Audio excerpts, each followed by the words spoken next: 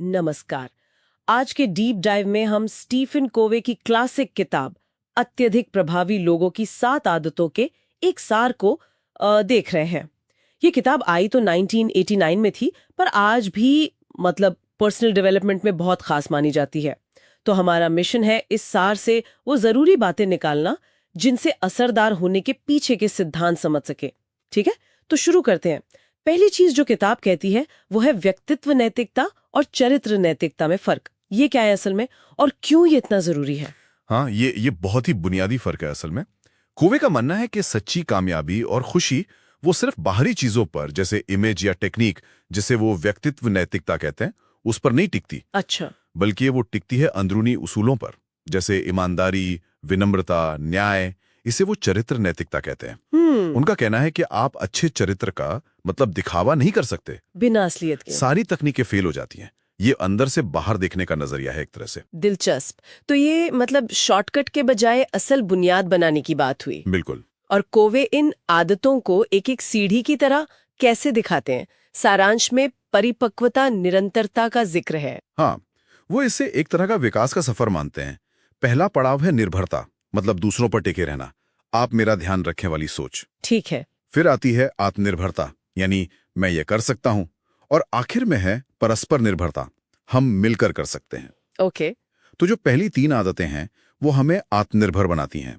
इसे वो निजी विजय कहते हैं। ठीक है, तो इस निजी विजय की एक खास आदत पर बात करें।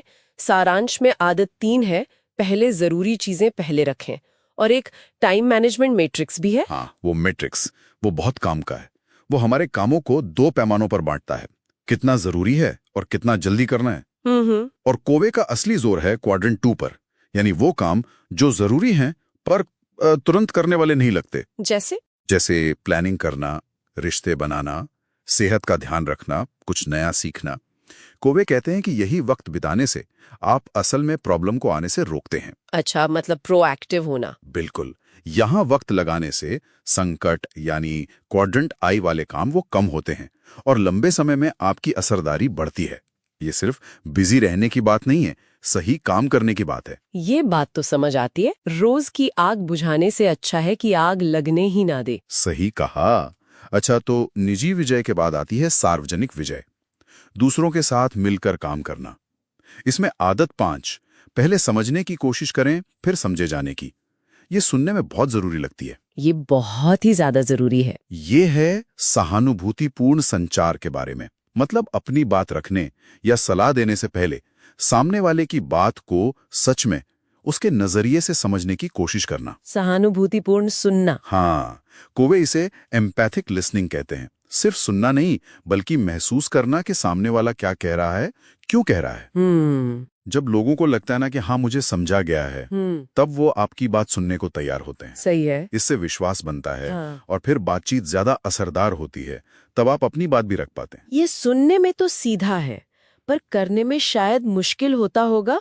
हम अक्सर अपनी कहने की जल्दी में रहते हैं। बिल्कुल होता है।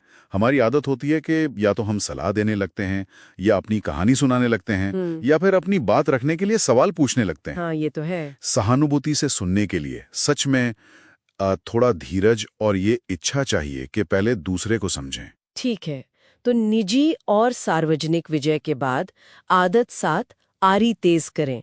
इसका क्या मतलब है? हाँ, आरी तेज करें, ये है सब कुछ बनाए रखने के बारे में। सस्टेनेबिलिटी, ये लगातार खुद को नया करने का सिद्धांत है। नया करना मतलब? कोवे 4 पहलू बताते हैं।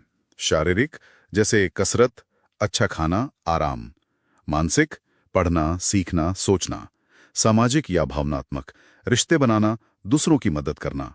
और आध्यात्मिक, अपने मूल्यों पर सोचना या प्रकृति से जुड़ना।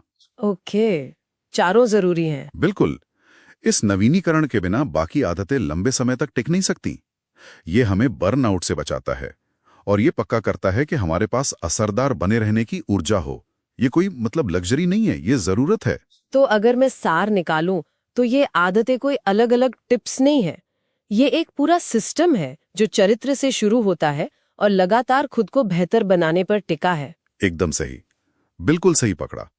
ये एक दूसरे पर टिकी हैं और मिलकर काम करती हैं। कोवे इसे विकास का ऊपर की ओर बढ़ता चक्र कहते हैं।